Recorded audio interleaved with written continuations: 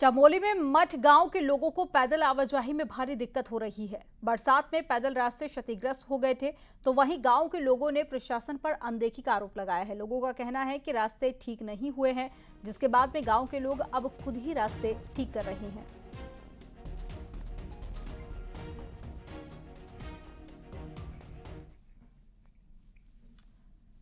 केंद्र सरकार ने देश के सीमावर्ती गांवों के विकास के लिए वाइब्रेंट विलेज योजना तैयार की है और इसी योजना के तहत में यहां चीन सीमा से लगे जादूंग गांव को फिर से बसाने की योजना है, जिसके तहत में गांव में खंडर हो चुके घरों का जीर्णोद्धार किया जाएगा।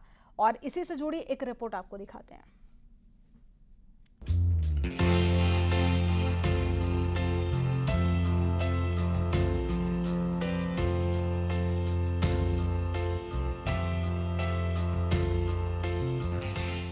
उत्तरकाशी जिले की चीन सीमा से लगा जादूंग गांव फिर से आबाद होगा।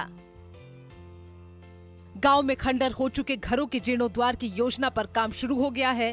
केंद्र और राज्य सरकार की सीमांत गांव को दोबारा बसाने की योजना के तहत हाल में गांव में बने पुराने घरों के जीर्णोद्धार के लिए उनकी जांच भी की गई है और घरों को ठीक करने के लिए डीपीआर बनाई गई है।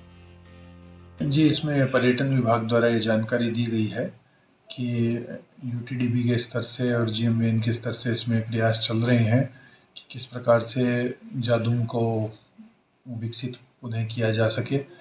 उसको लेकर कुछ कंसल्टेंसी और स्टडीज़ का कार्य गतिमान है और अधिक जानकारी एक बार रिपोर्ट आने के बाद ही हम दे पाएंगे। उनको निर्देशित किया गया था कि जादूंग विलेज के अंदर जो कि ग्रामीणों के पुराने भवन जिनको कि मरम्मत करके दोबारा से स्ट्रक्चर किया जा सकता है, ऐसे भवन का सर्वे किया जाए। उसी आर्किटेक्ट के साथ उनको जो है दोबारा जो है रेनोवेट करते हुए बनाने के लिए ये सर्वे उनके द्वारा करवाया गया। योजना के तहत गांव में खंडर हो चुके घरों का जीर्णोद्धार किया जाएगा। जादूंग गांव में वर्तमान में 6 घर हैं। लकड़ी और पत्थर से बने ये सभी घर खंडर हो चुके हैं। इन सभी की नाप जोख की गई है, जिसके बाद इन घरों का प्राचीन स्वरूप में जीर्णोद्धार किया जाएगा। इसके साथ ही लाल देवता मंदिर समेत कुछ दूसरे मंदिरों को भी संवारा जाएगा। वहीं केंद्र और राज्य सरकार की इस पहल से इस गांव के ग्रामीण भी काफी खुश हैं। भारत सरकार और उत्तराखंड सरकार को बहुत बहुत धन्यवाद देना चाहता हूं और स्वागत करना चाहता हूं। इस गांव को भारत सरकार दोबारा बसाने की योजना बना रही है। इसका मैं स्वागत करना चाहता हूं और संपूर्ण गांव वाले इसका स्वागत करना चाहते हैं और हम चाहते हैं इस गांव का विकास हो, यहाँ पर पूर्ण विकास हो, यहाँ पर टूरिज्म के लिए यहाँ पर मूलभूत सुविधा हो। वहीं केंद्र सरकार और राज्य सरकार की इस पहल से इस गांव के ग्रामीण भी काफी खुश हैं। उम्मीद है जल्द ही इस गांव में काम शुरू हो जाएगा। गांव के आबाद होने से क्षेत्र में पर्यटन के साथ सामरिक मजबूती भी मिलेगी, लेकिन नेलांग घाटी में अब तक इनर लाइन की बंदिश बरकरार है। यहां पर्यटकों को रात में रुकने की इजाजत नहीं है।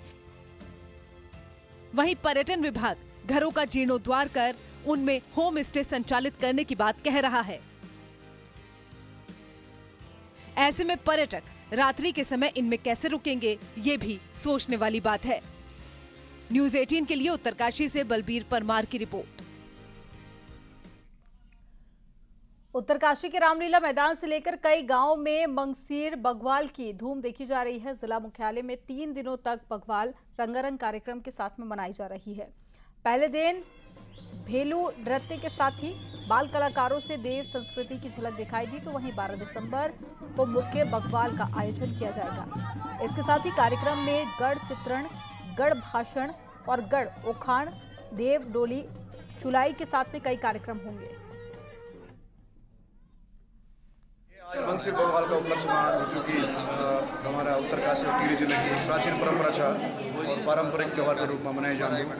आज ये अवसर पर आज गढ़ भोज का उद्घाटन, गढ़ संग्रहालय का उद्घाटन और जो पुरानी प्रतियोगिता बनती है, गढ़ जो हमारे खेल प्रतियोगिता बनती है, पिठक राम होगी, मुर्गा जापट होगी, ये कार्यक्रम आज कराया जा रहा है।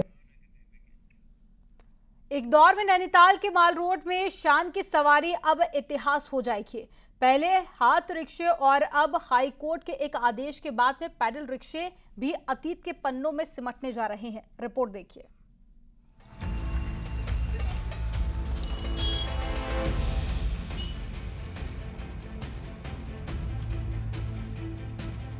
नैनीताल के माल रोड पर फर्राटा भरते ये पैडल रिक्शा अब अतीत के पन्नों में सिमटने जा रहे हैं।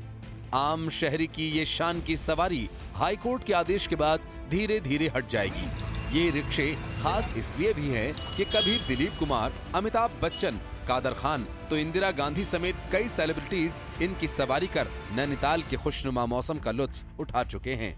हालांकि अब इनको हाईकोर्ट के आदेश के बाद हटाने की प्रक्रिया शुरू कर दी गई है। माननीय न्यायालय के जो आदेश हैं उसके क्रम में जो ई रिक्शा को प्रमोट करने वाली बात है उस पर काम चल रहा है। परिवहन विभाग भी इस चीज़ को काम कर रहा है। लोगों को भी लगातार मोटिवेट करा जा रहा है कि वो मैनुअल जो रिक्शा हैं उसको छोड़कर ई रिक्शा या अन्य इस प्रकार की टेक्नोलॉजी को अपनाएं।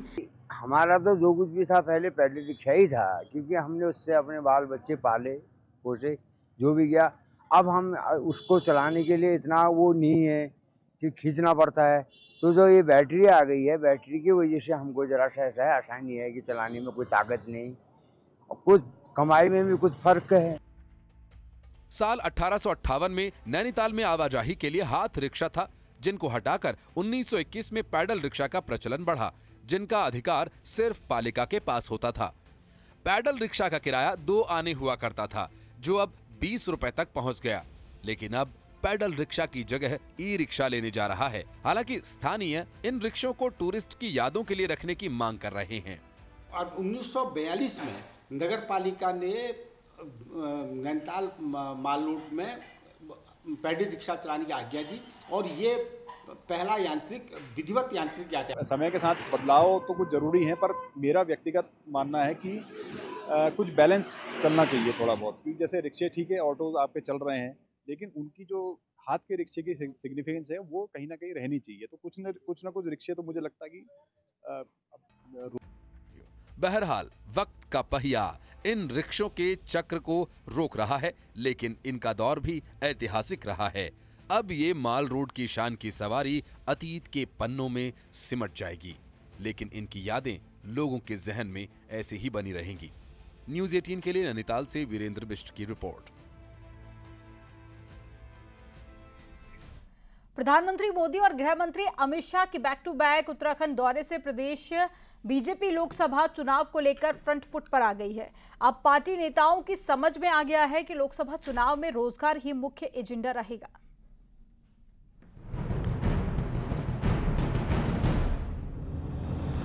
बीजेपी नेता अब लोकसभा चुनाव को लेकर नए जोश में हैं। पार्टी नेताओं को पीएम मोदी और गृह मंत्री अमित शाह के दौरे से लोकसभा चुनाव की पिच मिल गई है।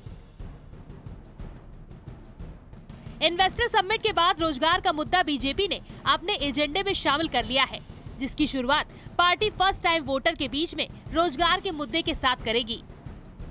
युवा मोर्चा की टीम इसके लिए तैयार की जाएगी। प्रदेश अध्यक्ष का कहना है कि राष्ट्रीय अध्यक्ष जेपी नड्डा ने वर्चुअल मीटिंग में इसके लिए निर्देश भी दिए हैं। अब उत्तराखंड के अंदर जो सबसे बड़ा इशू है वो रोजगार का ही है, और उत्तराखंड का युवा भी जान चुका है कि उत्तराखंड का सरकारी नौकरियां सीमित है। जानता हूं कि मेरे यहाँ का उत्तराखंड का जो नौजवान है वो दूसरे राज्यों में जाकर होटलों में, बहुत से स्थानों पर छोटे मोटे जो प्राइवेट सेक्टर के बड़े व्यवसाय है उनमें नौकरी करता है। वो उनको अपने राज्य के अंदर वो सब प्रकार की नौकरियां मिले, इसके लिए मुख्यमंत्री पुष्कर धामी जी का ये प्रयास बहुत ही सराहनीय। वहीं बीजेपी विधायकों का कहना है कि आज यूथ समझ चुका है कि सरकार रोजगार के लिए नए नए कदम उठा रही है और हम जनता के बीच उन मुद्दों को लेकर जाएंगे।